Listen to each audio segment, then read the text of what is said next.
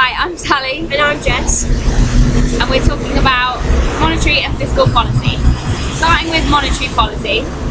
Monetary policy is a process by which the monetary authority of a country controls the supply of money. The monetary authority is a term used in finance and economics for the body which controls the supply of money. An example of monetary authority is a central bank.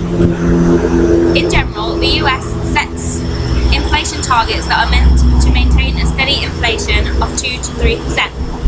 And in the UK, the government inflation target is 2%. Although the month leading to September 2014, inflation rates reached a 5-year low of 1.2%.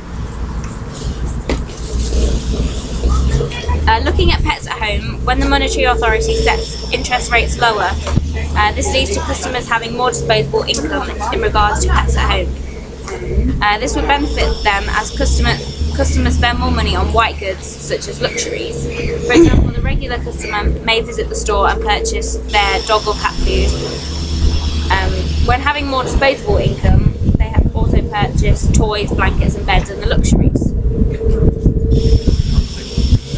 If many customers follow the same habit, this will lead to more demand of products, which then leads to producers hiring more employees and the lower rate of employment. On the other hand, when the government increases rates, it has the opposite effect, with less disposable income, therefore businesses are receiving less money from their customers. During the time of economic growth, the government will automatically increase taxes in order to reduce inflation. If taxes are increased, businesses will suffer in two ways. Firstly, their gross profit will decrease, and secondly, their net profit. In terms of fiscal policy, the government increases taxes on larger businesses and gives grants to smaller businesses to create a more competitive market. Therefore, companies such as Pets at Home have to set competitive targets to encourage customers into their stores. Next we move on to fiscal policy. Fiscal policy is the government's use of spending such as taxes and borrowing to influence economic growth. Fiscal policy can be used to influence individuals and businesses as well as used to influence the economy as a whole. When the government increase their spending more, they also increase taxes and therefore total spending in the economy rises. To give an example of this, the government will spend 20 million but taxes will only rise by 5 million. Then there is an increase in the sector of 15 million.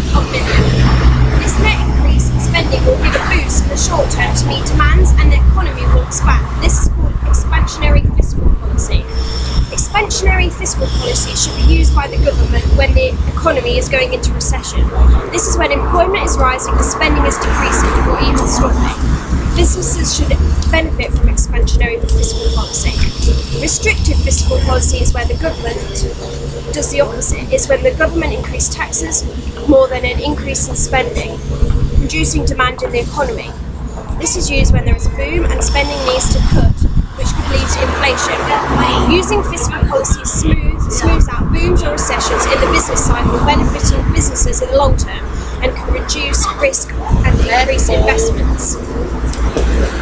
The effect on the RSPCA with fiscal policy: if the government invests more money into the economy businesses such as the RSPCA,